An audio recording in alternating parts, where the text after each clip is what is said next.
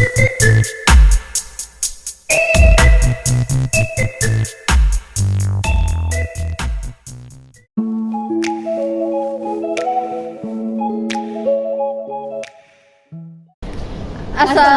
warahmatullahi wabarakatuh. Kita dari kelompok 10, kita akan meninjau mengenai ekosistem lingkungan FIPP UNY dalam observasi atau social eksperimen tugas akhir semester Pancasila. Ya, di sini kita akan memperkenalkan anggota kita masing-masing. Yang pertama ada nama saya Felicita Arlira Tenggidi Ayu dengan NIM 230102300030. Nama saya Cahyaning Aurelia dengan NIM 230102300041.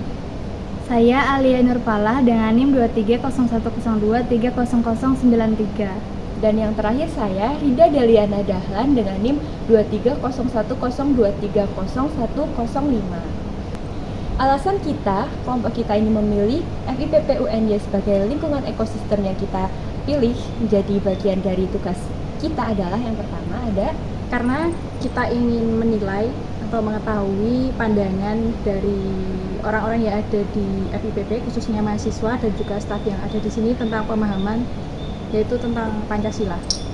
Oke, selain itu kita juga ingin mengetahui gimana sih kayak pergerakan atau pengembangan dari tiap-tiap sudut pandang dari berbagai mahasiswa yang beda prodi dan sebagainya. Oke, mungkin cukup sekian. Selamat Dadah. menonton.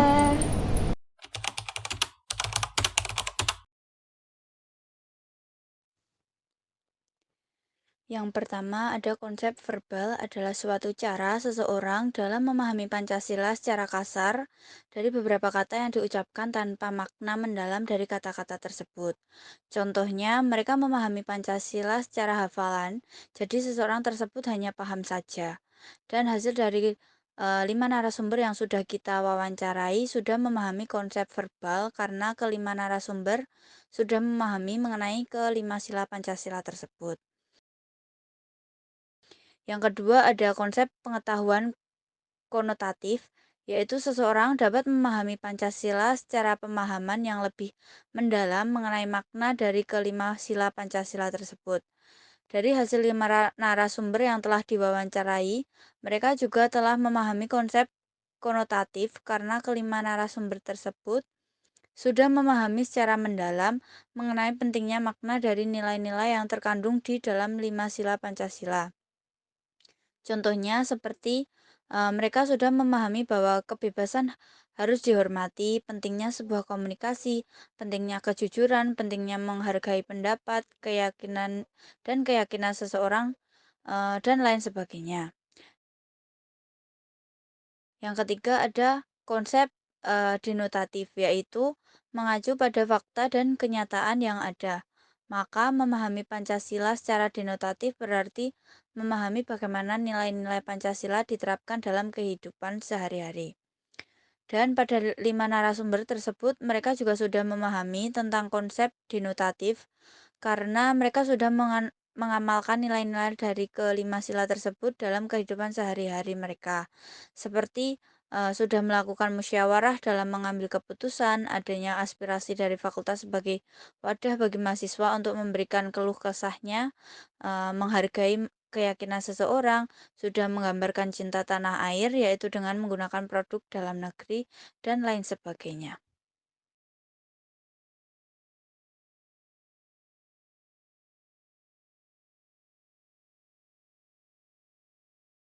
Saya Stephania Kristianti dari Pendidikan Luar Biasa. Oke, angkatan 2020. 2022. Jadi Tuhan itu tuh karena saya Kristen, jadi menurut saya tuh Tuhan itu sebagai alasan kenapa kita hidup, alasan kenapa kita lahir di dunia, dan tentunya itu menjadi pegangan terkuat selama menjalani hidup, karena semua yang dijalani berasal dari Tuhan, untuk Tuhan.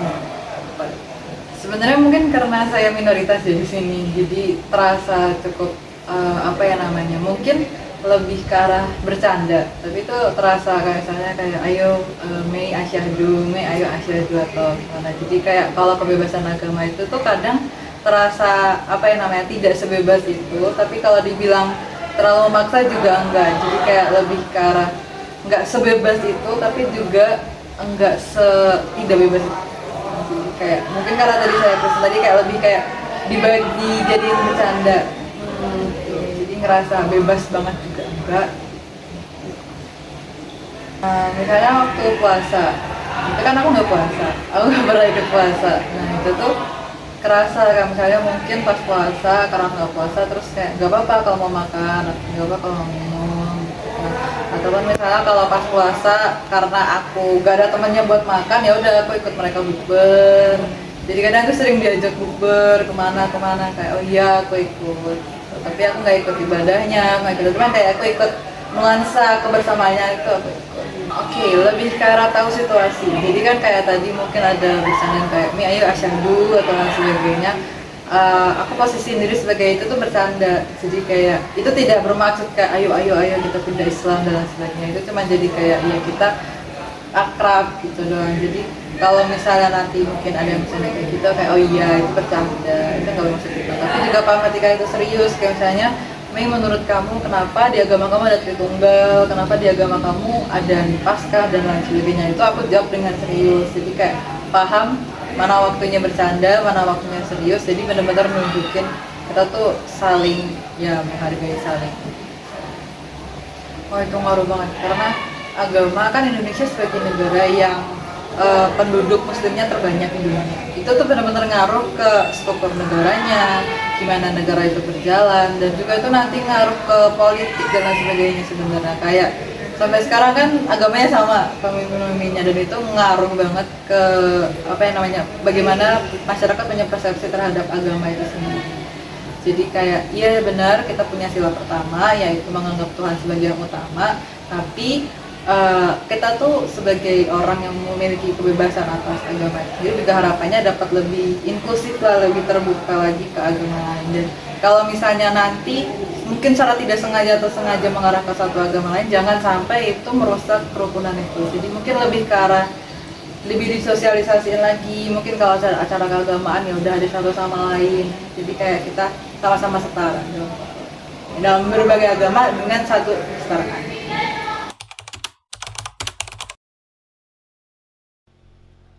Menurut hasil wawancara yang telah kita lakukan, mahasiswa di FIPP UNY memahami pentingnya hak asasi manusia dan kebebasan. Mereka aktif menciptakan suasana akrab dan toleransi melalui komunikasi yang baik dan kegiatan yang dilakukan bersama. Fakultas FIPP juga mendukung toleransi dan mencegah konflik SARA melalui berbagai program dan kebijakan. Pemahaman ini menunjukkan implementasi nilai-nilai kemanusiaan yang adil dan beradab sesuai dengan sila kedua Pancasila. Saya di sini akan mengajukan pertanyaan kepada Mbak Aul mengenai Pancasila sila kedua kemanusiaan yang adil dan beradab. Kalau misalnya itu sangat penting sih, karena pada dasarnya setiap orang, setiap individu itu mempunyai hak sendiri untuk bersuara, untuk berpendapat atau menyampaikan argumen.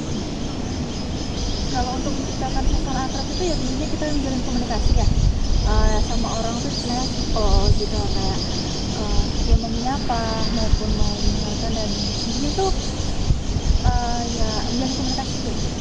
Kalau menggunakan hak negara itu kan ya tentunya kayak apa namanya ya, ketika kita sudah mengambil keputusan, kita melakukannya dengan tanggung jawab dan tetap menghargai satu sama lain. Kalau untuk menghindari konflik SARA itu kita lebih sering atau berdiskusi gitu loh. Nah, ataupun kita juga bisa mengikuti kayak seputar workshop kayak gitu mengenai ya ini kayak seperti kasus yang sekarang itu kayak kekerasan seksual.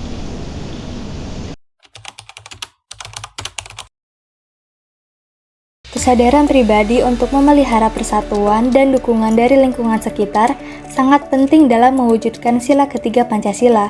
Persatuan tidak hanya mencakup kesatuan fisik bangsa, tetapi juga melibatkan penghargaan terhadap keberagaman dan usaha aktif dalam membangun hubungan yang inklusif. Melalui pemahaman yang mendalam dan dialog yang penuh hormat, masyarakat dapat memperkuat nilai-nilai persatuan Pancasila dalam kehidupan sehari-hari. Boleh diperkenalkan dulu, Mas? Oh, nama aku Fauzan Nurul Huda dari Prodi Pendidikan Luar Biasa. Kalau menurut aku nasionalisme itu kayak paham untuk mencintai bangsa sendiri gitu. Sebenarnya dengan rasa cinta ini relatif, cuman ya kita bisa dengan memperjuangkan semua sila yang ada gitu, misalnya tentang ketuhanan yang Maha Esa, kita harus perjuangkan itu juga dengan kita memperjuangkan dan melakukan sila-sila dari Pancasila itu, kita juga udah termasuk untuk mencintai negara sendiri. Sebenarnya itu balik lagi ke diri sendiri, karena untuk persatuan kesatuan ini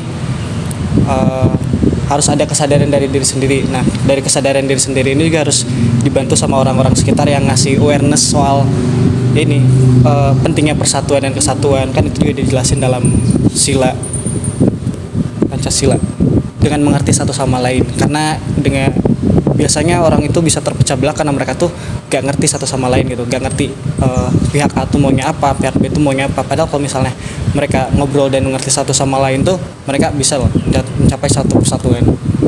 Mungkin dalam konteks yang aku kan ini banyak ini ya, disabilitas, ada beberapa teman disabilitas juga di prodi aku nggak mendiskriminasi mereka, aku tetap menemani mereka gitu dan memperlakukan mereka sebagaimana wajarnya gitu. Enggak, oh karena dia ini disabilitas saya harus kasihan atau kurang perhatian sama dia, atau enggak. Kayak saya masih memperlakukan dia sama seperti saya memperlakukan orang-orang. Jadi dia ini tidak merasa dia terlalu dispesialkan atau dia dianggap remeh gitu. Contoh mungkin terkadang dari konteks organisasi ya, misalnya kamu jadi ketua, pasti kalian akan mengutamakan kepentingan anggota-anggotanya dulu terlebih dahulu, misalnya kayak pembagian konsumsi takutnya kurang, jadi dahulukan dulu anggota-anggotanya karena mereka juga turut kerjakan. Dan kita di sini butuh, kalau nggak ada anggota-anggotanya itu ya kita nggak akan bisa jalan juga sebagai ketua.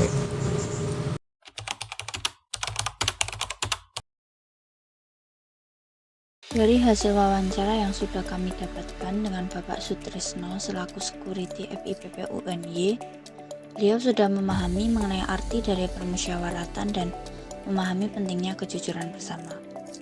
Dalam mengimplementasikan dari nilai-nilai Pancasila, khususnya sila keempat, yakni beliau sudah menjunjung tinggi kejujuran dalam kehidupan sehari-hari. Karena dengan kejujuran, dapat menjalin hubungan baik antara mahasiswa, dosen, dan warga FIPP. Selain itu, musyawarah juga sebagai pilar utama dalam mengambil keputusan bersama, karena dengan adanya musyawarah, berarti semua keputusan adalah hasil kesepakatan bersama. Dan dengan adanya musyawarah, tidak ada saling menyalahkan satu sama lain. Pak Sutrisno, saya security di Fakultas FIPP. Untuk pendapat saya itu sangat penting masalah musyawarah, karena kan kita itu kan hidup bermasyarakat, untuk di samping pekerjaan ini kan kita kan harus berinteraksi sama orang-orang banyak.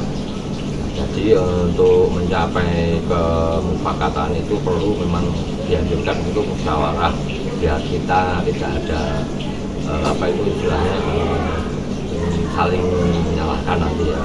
Kalau dengan adanya musyawarah itu kan berarti kan untuk kesepakatan semua. Saya sebagai petugas security di FIP ini memang saya wajib melakukan itu untuk agar kita sama mahasiswa juga sama karyawan semua kita enak untuk menjalankan interaksi itu. Dan masalah kejujuran itu paling pokok dan paling penting dalam lingkup kampus, terutama fakultas FIPP. Jadi untuk pelayanan kita sebagai satpam itu bisa lebih baik dan Terus satu lagi Pak, prinsip demokrasi apa yang menurut Bapak penting untuk diterapkan dalam lingkup FIPP ini? Lingkup demokrasi itu baca lingkup demokrasi dalam FIPP ini ya yang paling penting itu ya saling percayalah, kejujuran paling pokok, intinya itu aja. Untuk memecahkan suatu masalah kita juga harus ada istilahnya koordinasi. Kalau saya pekerjaan, kalau jenengan koordinasi untuk perkuliahannya itu sama dosen dosen gimana lah gitu.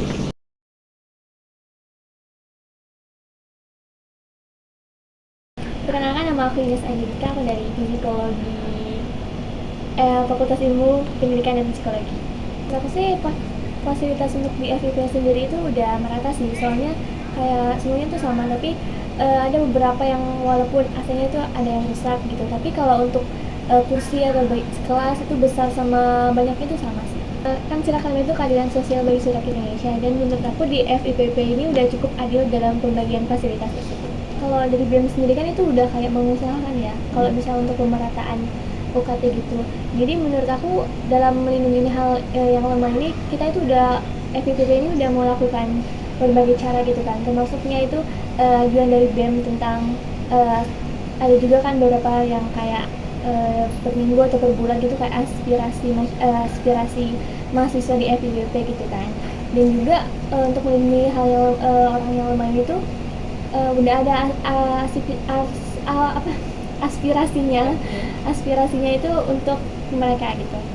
Yang UNY sendiri kan itu udah mewajibkan kayak kita ikut kegiatan kepanitiaan, terus organisasi gitu. Dan menurut aku tuh adanya kegiatan untuk wajib ini tuh bisa mengembangkan potensi kita sebagai mahasiswa gitu kan, untuk punya pengalaman dan relasi yang luas gitu. Menurut aku tuh emang potensinya pasti cukup kuat ya, soalnya kan kita mahasiswa, dan mahasiswa ini tuh berpotensi untuk sangat banyak gitu kan, untuk menurut aku sih penting ya, soalnya keadilan itu kan untuk semua orang. Kalau misalnya dari tingkat fakultas sendiri itu nggak diterapkan, ya pasti semuanya bakal kacau kan, pasti kayak kacau lah kalau nggak ada keadilan untuk yang diterapkan di sini gitu. Untuk memperbaiki kebijakan dan memperkuat pemahaman Pancasila di Fakultas Psikologi dan Ilmu Pendidikan, perlu integrasi nilai Pancasila dalam kurikulum dan mata kuliah khusus, serta workshop dan seminar rutin, program pendidikan karakter berbasis Pancasila, pelatihan dosen, dan aktivasi organisasi mahasiswa untuk kegiatan yang menekankan nilai Pancasila sangat penting. Program mentor dan keterlibatan alumni, penggunaan media kampus untuk menyebarkan informasi tentang Pancasila, serta kegiatan kebersamaan seperti gotong royong dan perayaan hari-hari besar nasional harus diadakan secara rutin. Langkah-langkah ini akan memperkuat pemahaman dan pengamalan nilai-nilai Pancasila di FIPP. Dapat disimpulkan, dalam upaya mengatasi beberapa indikasi permasalahan dan pemahaman mengenai makna Pancasila dalam kehidupan sehari-hari di ekosistem Pancasila FIPP, UNY adalah dengan perlu adanya sosialisasi dan pendidikan mengenai pendidikan bela negara, peningkatan kesadaran mahasiswa akan pentingnya pemahaman mengenai pemikiran yang kritis untuk meninjau peran Pancasila di sekitar, toleransi dalam penerapan anti-diskriminasi, dan dapat memberikan ruang untuk berdiskusi dalam upaya penyuaraan forum aspirasi mahasiswa dan beberapa program mengenai edukasi Bhinneka Tunggal Ika yang dapat mendorong dialog yang akan dapat menyatukan pemahaman agar terciptanya keseimbangan baik sumber daya manusia maupun fasilitas yang ada di ekosistem FIPP UNY.